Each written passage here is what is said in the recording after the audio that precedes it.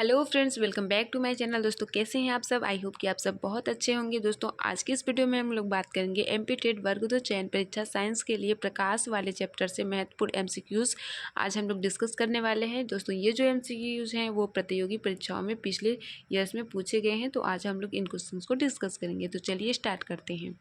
Question है, प्रकाश का वेग अधिकतम किसमें होता है? हीरे में, पानी में, निर्वात में, हाइड्रोजन में। तो दोस्तों यहाँ पर हमारा सी ऑप्शन सही हो जाएगा। प्रकाश में, निर्वात में प्रकाश का वेग अधिकतम होता है। निर्वात में प्रकाश का वेग कितना होता है? निर्वात में प्रकाश का वेग होता है 3 × 10⁸ मीटर पर सेकेंड होता है ना। निर्वात में प्रकाश की चाल सर्वाधिक होती है। चलिए अब हम बात करते हैं नेक्स्ट क्वेश्चन की। प्रकाश की गति किसके बीच से जाते हुए न्यूनतम होगी? ठीक है, कांच, निर्वात, जल, वायु। दोस्तों यहाँ पर हमारा प्रकाश की गति कांच में न्यूनतम होगी, है ना। चलिए अब हम बात करते हैं अगले क्वेश्चन की। हवा में प्रकाश की चाल निर्भर करती है दाब पर, घनत्व पर। यह दाब ताप घनत्व से स्वतंत्र है, ताप पर। तो दोस्तों जो हमारी प्रकाश है वो न दाब पर निर्भर करती है, ना ताप पर निर्भर करती है, ना डेंसिटी पर निर्भर करती है। इन सारी चीज़ों से स्वतंत्र है, इसलिए C option is the correct हो जाएगा। चलिए दोस्तों यहाँ पर सस्पेंशन लिखा है, इसका एक्सप्लेनेशन भी देख लेते हैं। प्रकाश एक प्रकार की विद्युत चुंबकीय ऊर्जा है। किसी माध्यम में प्रकाश का वेग उस माध्यम के प्रकाशिक घनत्व पर निर्भर करता है, जो कि माध्यम के भौतिक घनत्व से भिन्न होता है। किसी माध्यम का प्रकाशिक घनत्व जितना अधिक होगा उसमें प्रकाश का वेग उतना ही कम होगा। किसी माध्यम का अपवर्तनांक उसके प्रकाशिक घनत्व का संकेतक होता है। वायु का प्रकाशिक घनत्व उसके ताप, दाब और आर्द्रता पर निर्भर करता है। वायु में प्रकाश का वेग उसके प्रकाशिक घनत्व, तापमान, दाब पर निर्भर करता है। ठीक है, तो दोस्तों यहाँ पर मल्टीपल चॉइस के क्वेश्चन हैं, जिससे हम लोग समझ सकते हैं कि स्वतंत्र ना होकर के तीनों को ही रिलेट कर रहा है। ठीक है, चलिए अब हम बात कर लेते हैं नेक्स्ट क्वेश्चन की। सूर्य के प्रकाश को धरती की सतह पर पहुंचने में लगने वाले समय हैं लगभग। तो दोस्तों यहाँ पर ऑप्शन दे रखा है क्या? 4.2 सेकेंड, 4.8 सेकेंड, 8.5 मिनट, 3.6 घंटे। तो दोस्तों हमने क्या देखे थे जब बचपन में थे, तो कि 8 मिनट का लगभग समय लगता है सूर्य के प्रकाश को हमारी पृथ्वी तक आने में। तो यहाँ पर सी ऑप्शन करेक्ट हो जाएगा। सूर्य से पृथ्वी तक प्रकाश के पहुँचने में लगभग समय लगता है, तो यहाँ पर लगभग समय लगता है 8 मिनट का।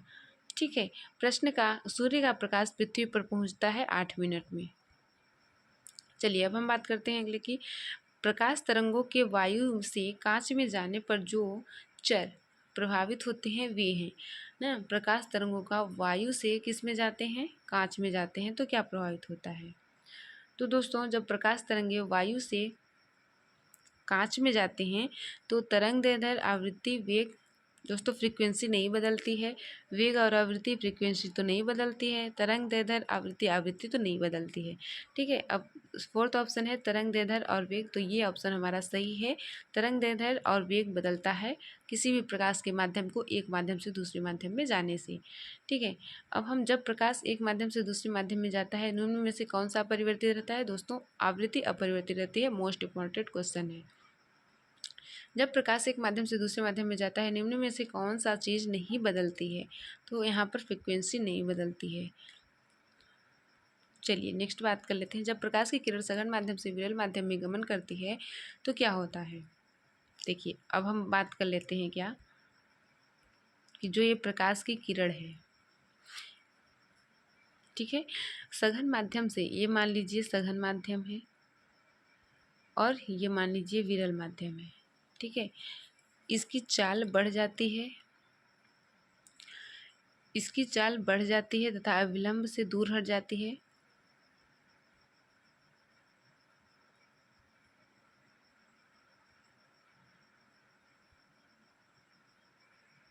देखिए, जब प्रकाश सघन माध्यम से विरल माध्यम में जाती है,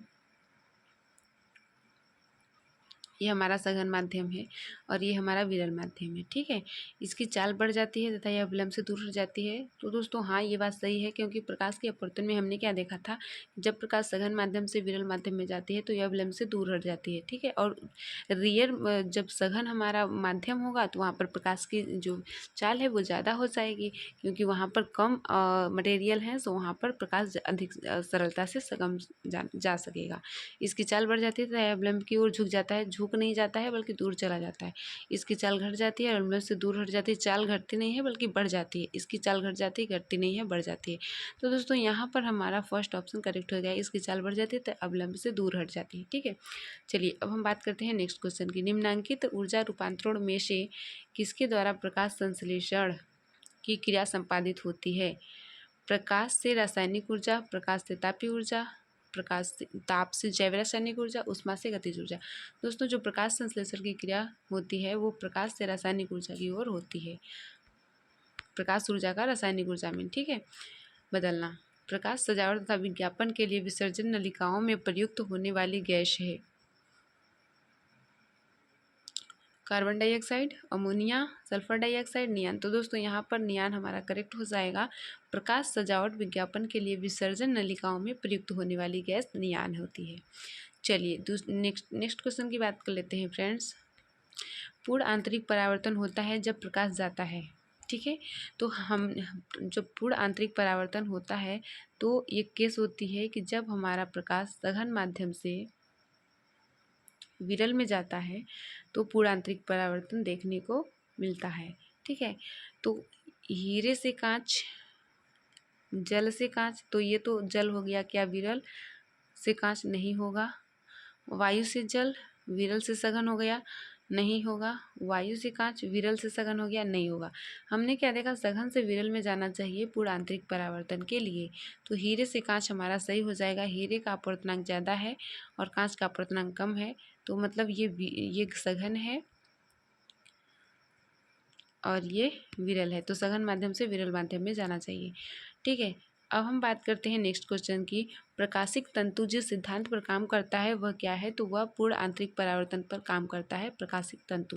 चलिए नेक्स्ट बात कर लेते हैं। प्रकाश ऊर्जा का ऑप्टिकल फाइबर में संचरण निम्नांकित घटना के द्वारा किया जाता है, तो पूर्ण आंतरिक परावर्तन के द्वारा होता है ना।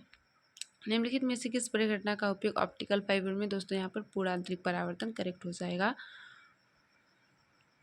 तंतु प्रकाशिकी संचार में संकेत किस रूप में प्रभावित होता है?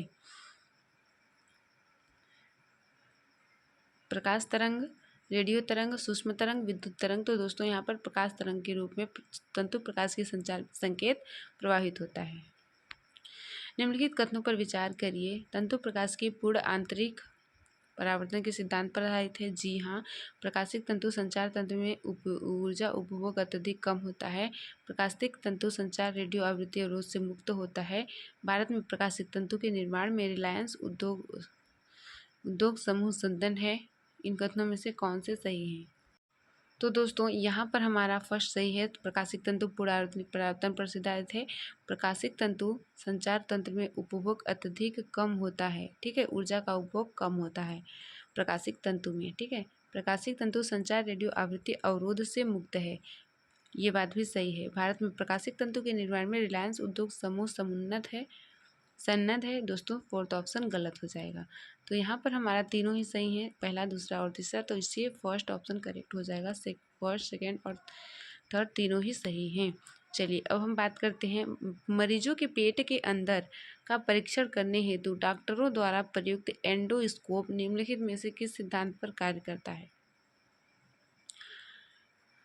प्रकाश का परावर्तन, प्रकाश का प्रकीर्णन, प्रकाश का अपवर्तन, प्रकाश का सकल आंतरिक परावर्तन। तो दोस्तों यहाँ पर हमारा फोर्थ ऑप्शन सही हो जाएगा। प्रकाश का सकल आंतरिक परावर्तन यानी कि पूर्ण आंतरिक परावर्तन पर बेस्ड होता है, ठीक है। मृग मारीचिका किसका उदाहरण है? तो प्रकाश के व्यतिकरण का, प्रकाश के विवर्तन का, प्रकाश का ध्रुवणकरण का, प्रकाश का पूर्ण आंतरिक परावर्तन का। दोस्तों यहाँ पर फोर्थ ऑप्शन सही हो जाएगा। पूर्ण आंतरिक परावर्तन का उदाहरण होता है मृग मारीचिका, है ना। मरीचिका का बनना उदाहरण है तो प्रकाश के पूर्ण आंतरिक परावर्तन का। मृग दिशा का उदाहरण है प्रकाश के पूर्ण आंतरिक परावर्तन का। निम्नलिखित में से प्राकृतिक तथ्यों पर विचार कीजिए। स्थलीय तापन, प्रकाश परावर्तन, प्रकाश अपवर्तन, प्रकाश विवर्तन। इनमें से किस तथ्य के कारण मरीचिका बनती है? तो दोस्तों स्थलीय तापन ये सही हो जाएगा। प्रकाश के परावर्तन में नहीं होता है, प्रकाश के अपवर्तन के द्वारा होता है मृग मरीचिका। ठीक है, तो यहाँ पर फर्स्ट एंड सेकेंड ऑप्शन सही हो जाएगा। C option is the right answer हो जाएगा। चलिए अब हम बात करते हैं नेक्स्ट क्वेश्चन की। एक काटा हुआ हीरा क्यों जगमगाता है?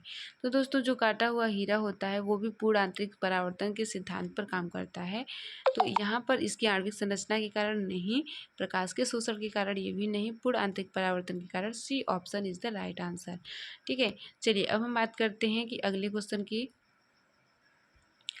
उचित रीति के कटे हीरे की असाधारण चमक का आधारभूत कारण यह है कि उसमें अति उच्च पारदर्शिता होती है, उसका अति उच्च अपवर्तन सूचकांक होता है, बहुत कठोर होता है, उसके सुनिश्चित विचलन तल होते हैं। तो यहाँ पर हमारा क्वेश्चन में पूछा है कि उचित रीति से कटे हुए हीरे की असाधारण चमक का आधारभूत कारण यह है कि उसमें अति उच्च पारदर्शिता होती है। नहीं, उसका अपवर्तन सूचकांक ज़्यादा होता है, यानी कि हीरे का अपवर्तन सूचकांक 2.42 के समथिंग होता है। तो इसका अपवर्तन सूचकांक ज़्यादा होने से यह जगमगाता है, यानी कि असाधारण चमक उत्पन्न होती है। दोस्तों अगर वीडियो पसंद आई हो तो लाइक सब्सक्राइब शेयर जरूर करिएगा। मिलते हैं नेक्स्ट वीडियो, तब तक के लिए धन्यवाद।